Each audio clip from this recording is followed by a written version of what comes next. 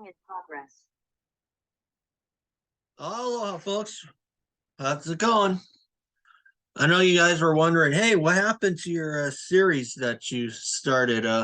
Some of you might be wondering. Well, unfortunately, last month I actually came down with with a case of the sniffles, and honestly, I was too weak to think, and then eventually stuff happened, and ended up putting my series on hold.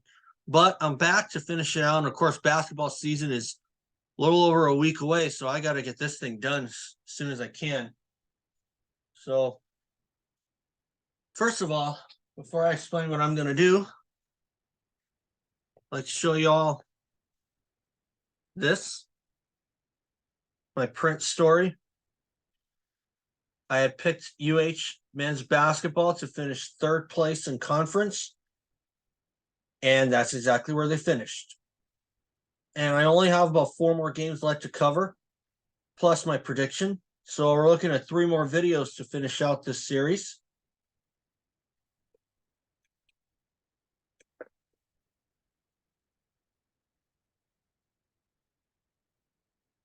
So right now we're going to discuss Cal Poly and Cal State Bakersfield, and that was their senior week.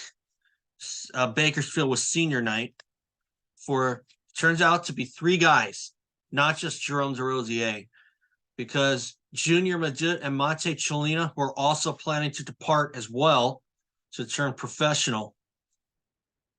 And of course, Jerome Desrosiers was a grad transfer, but there was the possibility that he could return for a second senior year. But I'll go ahead and say right now, it didn't happen. He wasn't allowed to return. The NCAA decided to not allow Ivy League players because Desrosiers played at Princeton prior to moving to Hawaii to finish out his college life and college career. And unfortunately, the NCAA made a head-scratching decision and decided to not grant an additional year to Ivy League players because they didn't get to take part in basketball during the COVID year of 2020. So I'm going to start with Cal Poly. So put my story away. Let's share my screen now.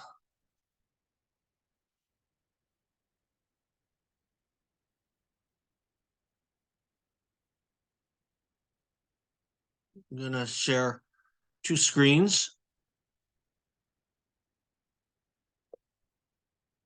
So, as I said, we're going to start with Cal Poly. You see Bo's complete season sweep over Cal Poly. They were down 2 guys.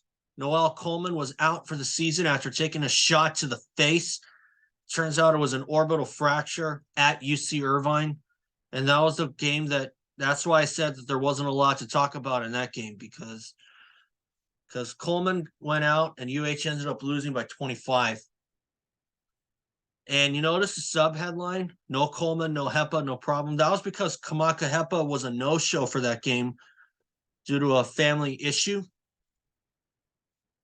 And I put no problem in because I'll be perfectly honest with you, despite the fact that they were down 2 guys, did I think they were going to walk away the winners? Absolutely. But they were going to have to play really, really well.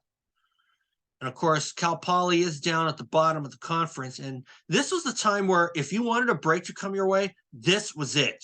Because UH's final 4 games were Cal Poly, Bakersfield, Santa Barbara, and CSUN. And the only one of those games that I felt was going to be the biggest challenge of all was UC Santa Barbara, because they have a reputation for being a perennial front runner. And unfortunately, because they had a COVID pause, that kind of impeded their progress. Whereas that COVID pause that UH had worked out to their favor. So I'm going to scroll down here.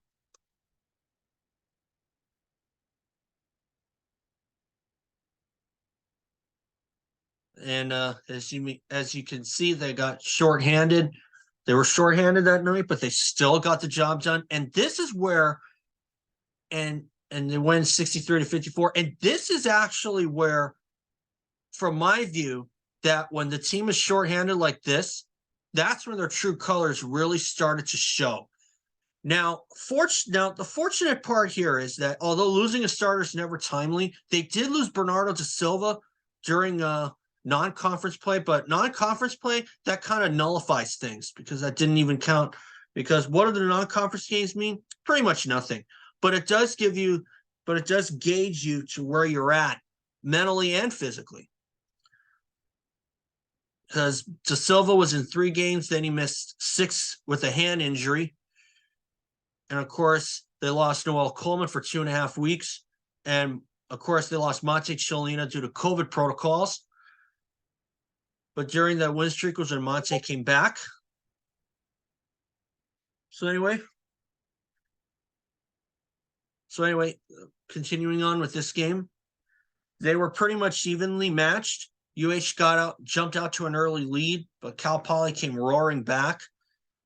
And that was where I could kind of see that they were a little bit restricted without the services of Coleman and Hepa. But the fact that they still got the job done really spoke a lot of volumes in my mind that they were just as resilient as they were last year. Because last year their promise was there. As last year their effort was certainly there. But the fact that they didn't come away with as many wins as I'm sure Coach Aron Ganan and the boys would have liked to was because they were shorthanded. And what really stood out here, you don't really see it in the story, but what really stood out here was the fact that Cal Poly never got a chance to take a free throw until well into the second half.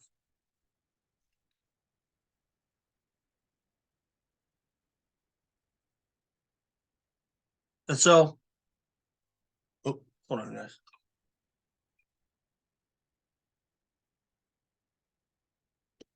So anyway, Jerome Desrosiers led the Bows. And of course, that's no surprise because usually it's either Coleman or Desrosiers that leads them, or Junior Madut from time to time. Of course, the Bows shot 44%, but they just made it under 45 because they ended up converting 2 more field goals than Cal Poly did. But you notice the 3-point shooting.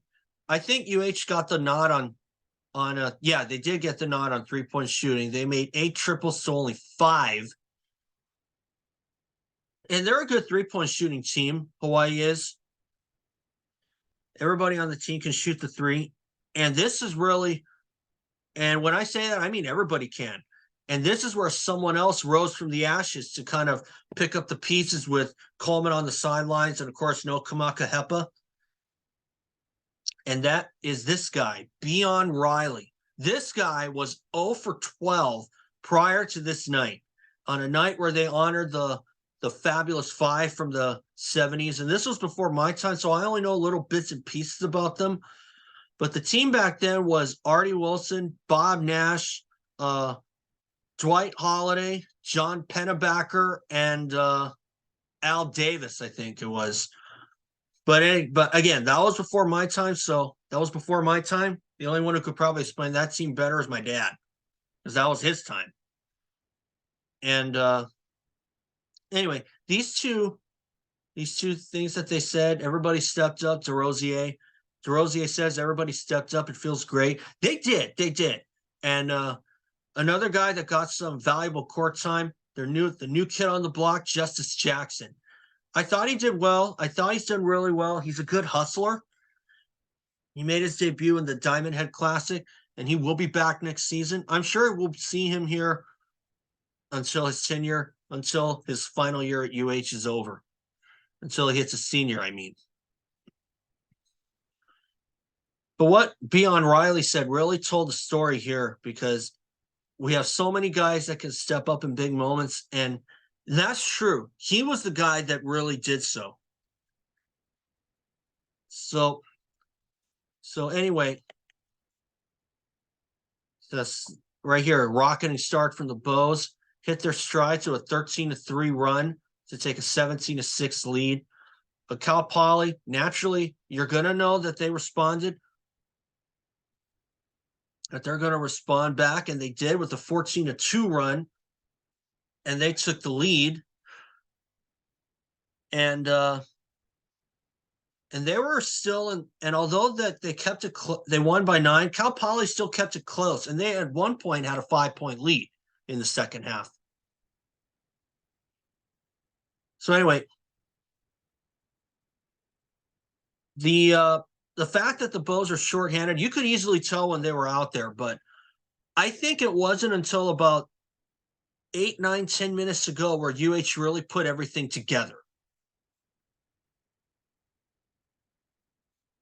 And thanks to Beon Riley, with 5:15 to go, he tied it up at 49 apiece, which was part of a 13-3 run.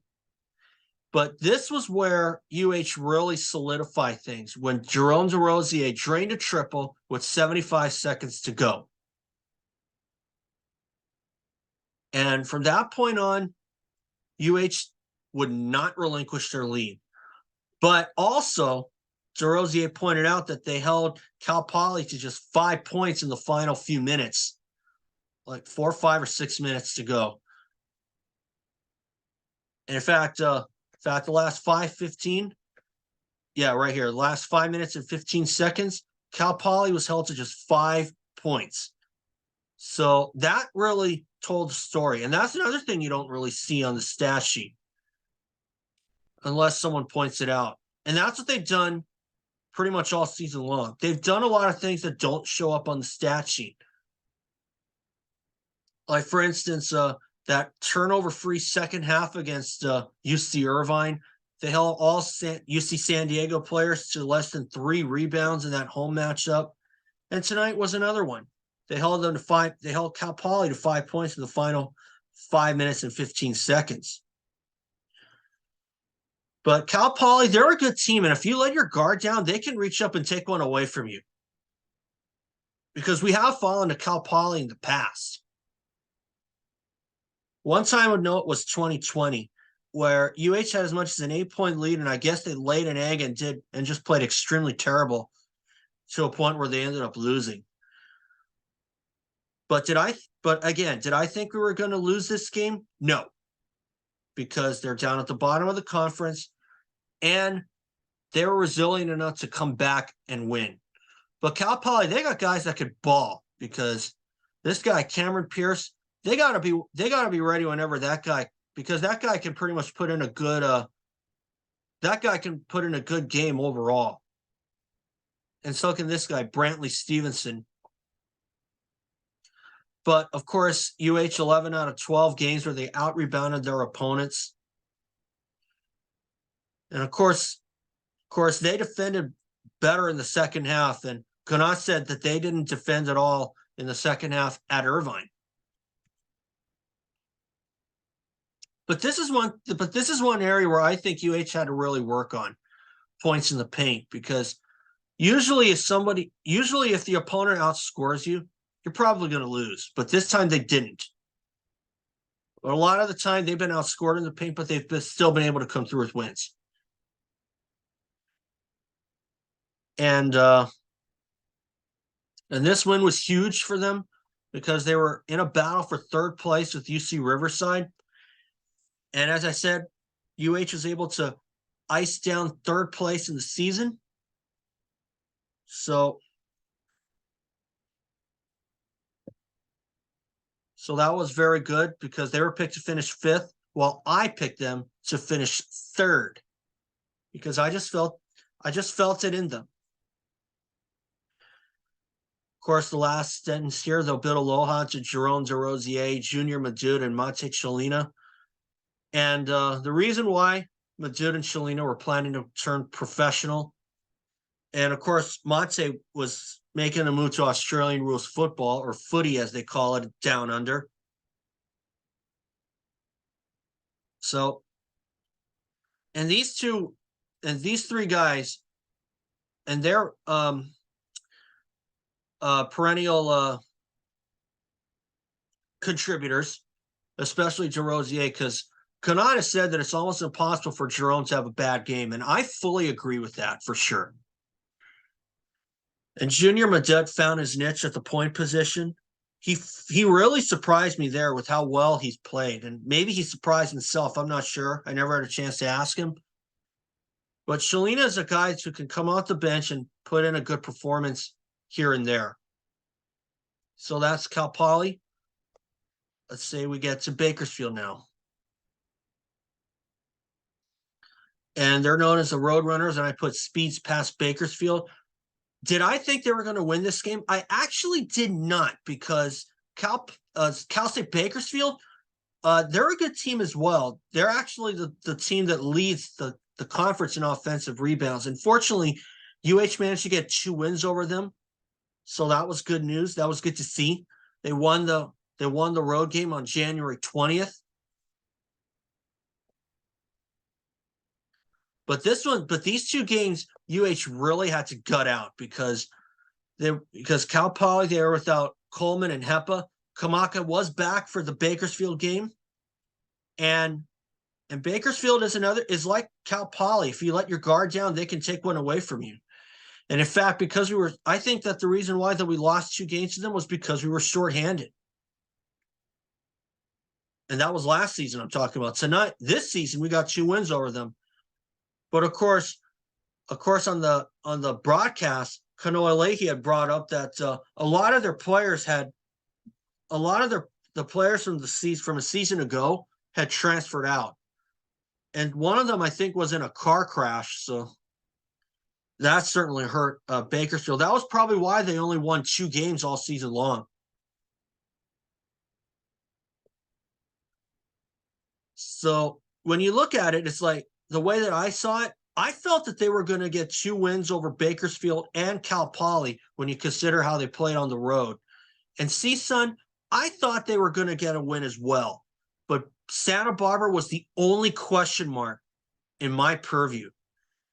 Because Santa Barbara is a really good team. They're it's not a good team. They're a hell of a team nonetheless.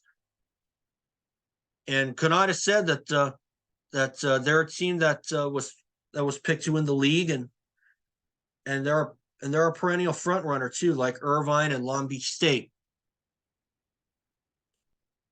So anyway, it's my headline, right? That's my lead sentence: 2 down, 2 to go. And there was 2 games to go. They finished the season on the road, and then they go to Vegas for the tournament. And I'll get to that in the next video. But for now, we're going to talk about this. This is another game where UH really had to gut out some wins, especially without the services of Noel Coleman, who's been a hell of a player, let me tell you.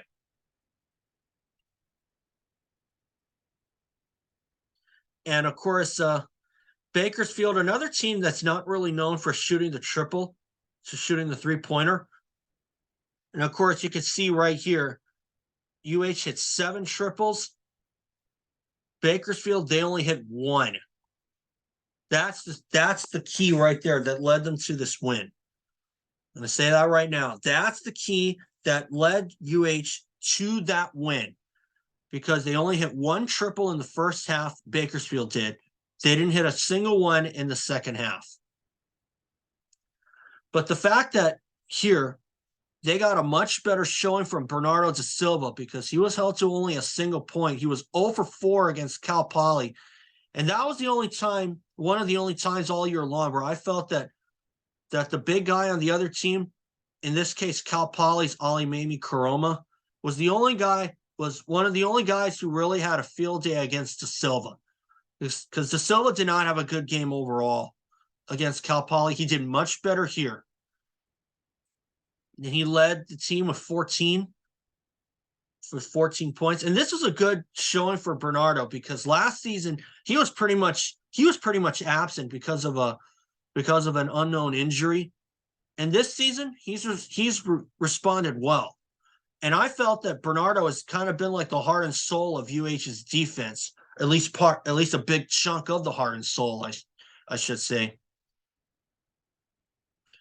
Because Siobhan McClanahan, another guy, has done well on offense.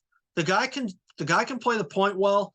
Junior Madrid has played the point really well, and so has Noel Coleman. So that's three guys there that can play the point. So to do that, so I have three guys that can play the point. That's really noteworthy. So anyway, this game, UH only 17 field goals to Bakersfield's 20, but the fact that they I think that UH is a little more consistent with their shots.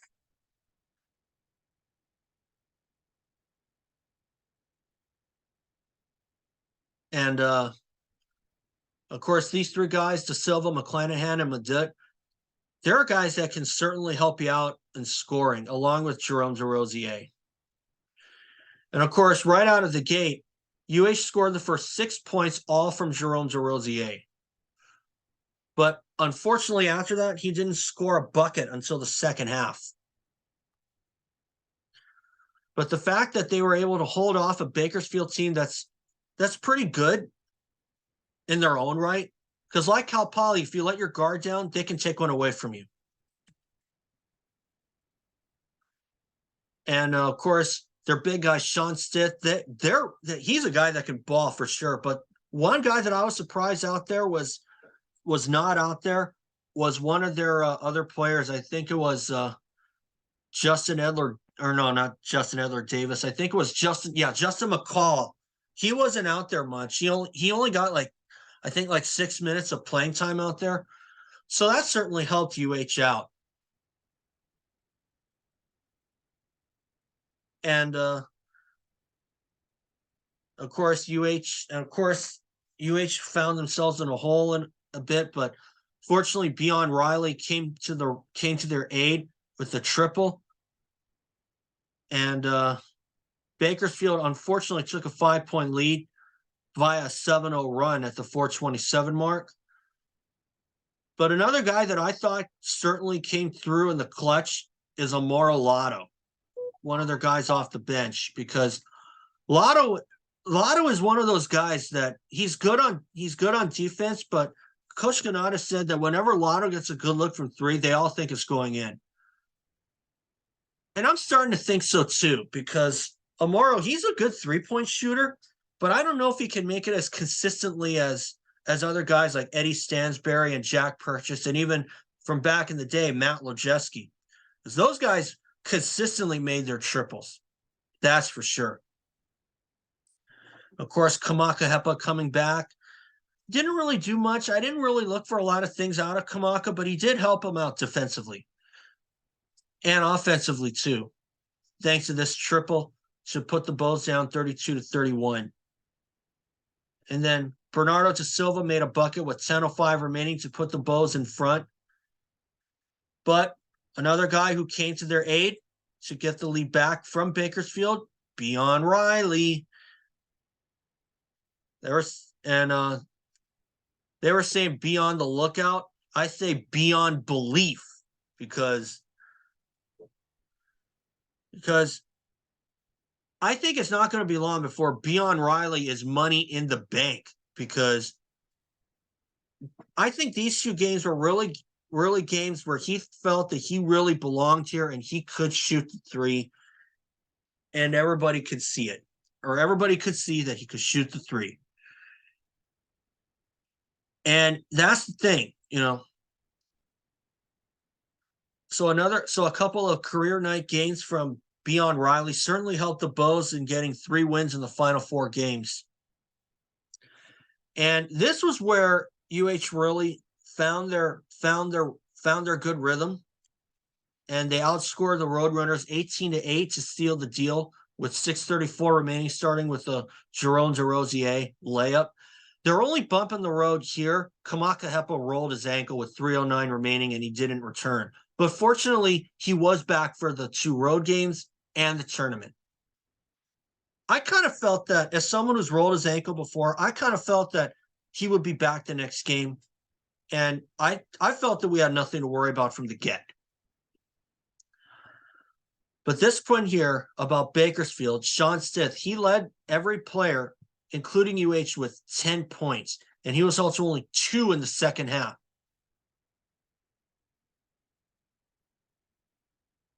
and he was the only guy who exceeded 10 points. And this was the only time, this was only the second time UH was out rebounded, albeit UH lost that rebounding battle by just 1. But the fact that they did well in these particular categories, second chance points, fast break points, bench points, etc., they did really well. But they have certainly been chipping away at the turnovers. This game, they had only 9, and including 3 in the second half. They had 6 in the first half, 3 in the second half. I think those are numbers that you can certainly live with. If you can keep it under 5, that's very noteworthy.